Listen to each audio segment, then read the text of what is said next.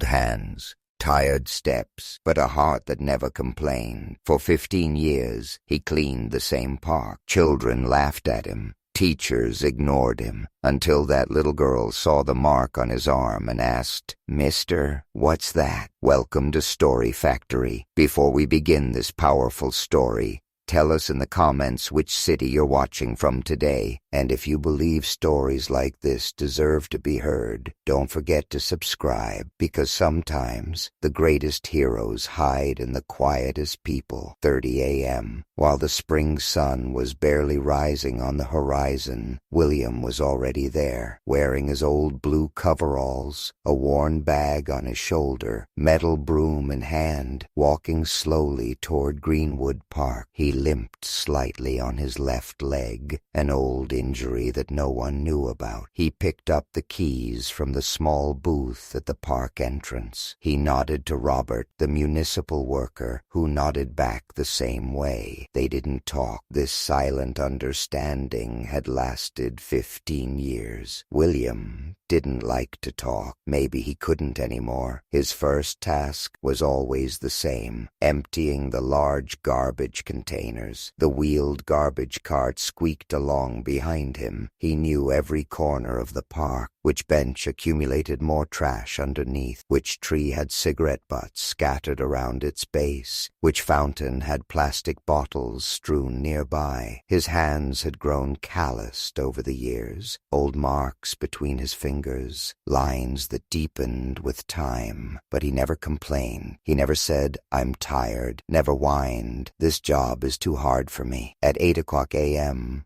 the park would start coming alive. The first arrivals were young people jogging, then elderly couples, breadcrumbs in their hands, walking toward the pond, and of course, the children. If someone said William loved watching children most, it would be misunderstood, but the truth was, children's joy melted the frozen places in his heart. When they laughed, when they looked at him and waved, a light would shine in that old man's eyes. The children called him Park Uncle. Some would call Uncle William. Others would just smile and pass by. But all of them loved him, because William was different with children. He never got angry, never told them to be quiet. 9:30 a.m. Children from Greenwood Elementary began arriving. This was William's favorite time. While the children played in the park, he would quietly continue his cleaning, but his ear was always on them. "Emily, the ball's with me," shouted little Jake. "No, it's my turn," replied red-haired Sophie. "Children,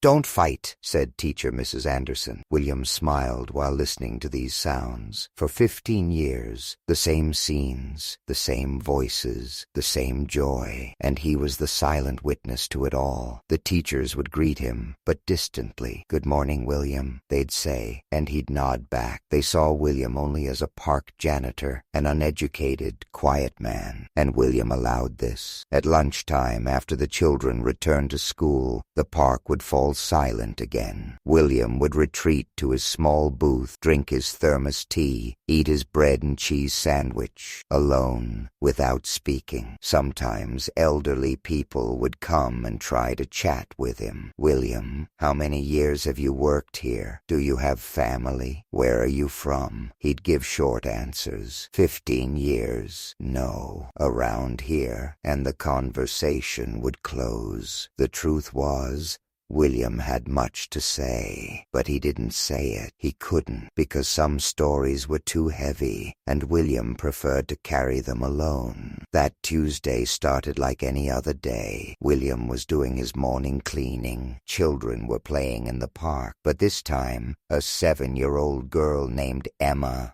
was paying more attention to William than usual. Emma was the most curious child in her class. She questioned everything, noticed every detail, and that day she saw something on William's arm. William had taken off his coverall jacket because of the heat that day. Underneath was a white undershirt, and on his left arm, a faded, old but still visible tattoo. Emma approached William while he was emptying a trash can. Uncle William, she said in her sweet voice, what's that thing on your arm? William froze. For 15 years, no one had asked him such a question. He quickly looked at his arm. The tattoo was visible. He hurriedly tried to put his jacket back on. Nothing, sweetheart, he said, his voice coming out slightly shaky. But Emma was persistent. But there was something. It looked red and shiny. William's heart began to race. That tattoo, that old faded tattoo, meant a lot, things it shouldn't mean. Emma! Teacher Mrs. Anderson's voice rose. Don't go too far. Emma gave William one last look and ran back to her friends, but her curiosity hadn't passed. Mrs. Anderson had been teaching for 25 years. She read people well, and she had noticed something in William, especially after Emma's question. Walking home that evening, she was thinking about William. She had known him for 15 years, but she actually knew nothing about him. Where does he live? What's his past like? Does he have family? And most importantly, what was that thing on his arm that Emma mentioned? The next day, Mrs. Anderson was a bit more careful. She watched William, and she noticed that William's behavior toward children was natural, as if he was used to dealing with children. During lunch break, she gathered courage and approached William. William, she said, you've been working here for a long time. You seem to love children a lot. William looked up. A moment of fear appeared in his eyes, then that familiar distance again. Yes, he said briefly. Have you worked with children before? I mean, in another job? William's hand reflexively went to his arm. He pulled his jacket tighter. No, he said, but there was a tremor in his voice. Mrs. Anderson understood he was lying, but she didn't insist. Not yet. Friday, everything changed. 2:30 p.m. Children were playing freely in the park. Mrs. Anderson and other teachers were chatting. William was quietly doing his cleaning as always. Then little Tommy fell from the swing. The fall was bad. Tommy's left arm was at an odd angle, and he was screaming and crying. The other children had panicked. Mrs. Anderson ran over. Tommy, stay calm. But Tommy was in shock. His eyes were rolling back. He couldn't breathe. This wasn't just a broken arm. The child was showing signs of shock. Call an ambulance, Mrs. Anderson shouted. The teachers had panicked. No one had medical training, and Tommy was getting worse. That's when William moved. This was the fastest movement seen in the park in 15 years. William dropped his broom and knelt beside Tommy. Everyone step back, he said. His voice was no longer trembling. On the contrary, it was firm and commanding. Mrs. Anderson was surprised. This wasn't the voice of the William she knew. William carefully examined Tommy. He checked his arm, measured his pulse, looked into his eyes. Tommy, can you hear me? He said in a calm but clear voice. Tommy nodded while sobbing. Good boy. Now listen to me. Breathe slowly. I'm here. William's voice was so calming and reassuring that Tommy actually began to breathe. Your left arm is broken, but there's no life-threatening danger. Now I won't move you. We'll wait until the ambulance arrives. Okay? Tommy nodded, and William took a small cloth from his pocket and carefully stabilized Tommy's arm. His movement was so professional that he looked like he had done this hundreds of times before. When the ambulance arrived, the paramedics talked to William. Are you a doctor? The paramedic asked. William shook his head. No, but your first aid was perfect. Do you have medical training? William remained silent. After Tommy was loaded into the ambulance, the park fell silent again, but this time there was a different silence. Everyone was looking at William. Mrs. Anderson approached him. William, she said, what you just did, that was professional intervention. William wiped his hands on his pants. That old silence had come over him again. I just did what I knew. How do you know first aid so well? William didn't answer, but Mrs. Anderson insisted. William, I think we have a lot to learn from you. That's when little Emma intervened. Mrs. Anderson, she said, I saw the thing on Uncle William's arm. William's face went pale. Emma, now isn't the time, Mrs. Anderson said. But it's important. There was a red cross.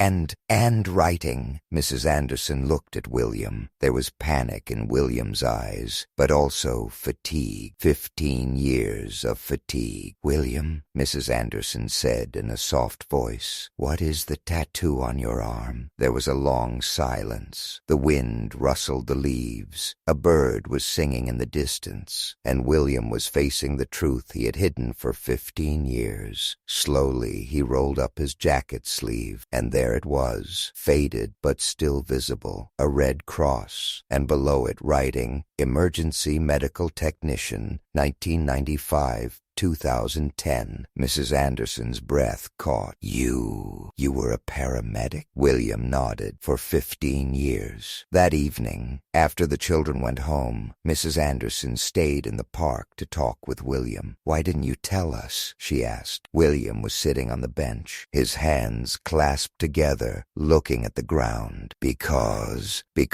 I'm not that man anymore. What do you mean? William took a deep breath. For the first time in 15 years, he began to tell his story. It was 2010, a big traffic accident, very bad. 3 cars had collided. One of them had caught fire. His voice was shaking, but he continued. My team and I were the first to arrive. An 8-year-old child was trapped in the burning car. The other paramedics said it was too risky, but I couldn't leave that child. Mrs. Anderson listened to William's words silently. I went into the car. I got the child out. But the fire got bigger. My leg burned. The child survived, but I spent months in the hospital. William's eyes had filled with tears. Is the child alive? Mrs. Anderson asked. Yes, Sarah. She's 23 now, a medical student. Then why? Because complaints came from the system. They said you violated procedure. They said you risked your life. Technically, they were right, but I couldn't leave that child to die. William stood up, walked toward the large oak tree in the park. I resigned. They didn't sue, but it was over. Something inside me had broken. I thought I could no longer do this job. And you came here. I came here. A quiet, simple job. A job where I wouldn't harm anyone. But when you saw Tommy, that old William came back. William nodded. For 15 years I punished myself, but today I realized that maybe this ability is too valuable to lose. The following Monday, the park was a different place. William came at the same time again, but he wasn't the same William anymore. The children greeted him differently. Uncle William! Emma came running. Are you a real doctor? William smiled. This was the most genuine smile he had smiled in 15 years. I'm not a doctor, Emma, but I can help sick people. You made Tommy better. Tommy was already a strong child. I just helped him. Mrs. Anderson also approached. William, I talked to the principal last night. William's face changed. Am I going to lose my job? Quite the opposite. Would you like to give first aid training at our school, both to children and teachers? William's eyes lit up. Really? Really? And William, you're not just a park janitor anymore. You're our hero. That afternoon, the children gathered around William. He began teaching them simple first aid techniques. When someone falls,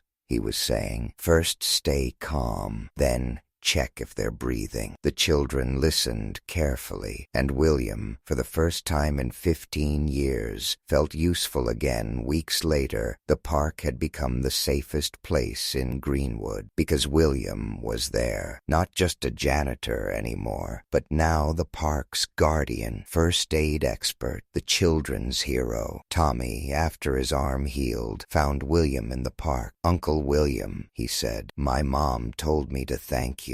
No need, Tommy. You being well is enough. But you saved me. William knelt down, looked into Tommy's eyes. Tommy, sometimes in life people need to help each other. I helped you, but you also helped me. How did I help you? You reminded me who I am, and that's very valuable. That evening, as William walked home, he had something new in his pocket, a letter from the mayor. Dear William, thank you for your extraordinary service at Greenwood Park. It's an honor to know that people like you live in our city. We officially appoint you as Park Security and First Aid Officer. With respect, shocked. When William read the letter, his eyes filled with tears, but this time not from sadness, but from happiness. For 15 years, William lived in silence. He hid his past, concealed his talents, punished himself. But sometimes, life gives you a second chance, and that chance is born from an innocent question from a little girl. "Mister, what's that?" This simple question changed William's life. Not just his life, but the life of every child playing in the park, every teacher, every family. Because William's story taught us all this: the mistakes in our past don't define us. What matters is who we choose to be today. And sometimes the greatest heroes live among us, quietly, until it's time to discover them. Thank you for watching this powerful story from Story Factory. If you believe stories like this deserve to be heard more, don't forget to subscribe and share your comments, because every person is a story, and every story deserves to be told. As Story Factory, we will continue to be the voice of silent heroes. See you in the next story.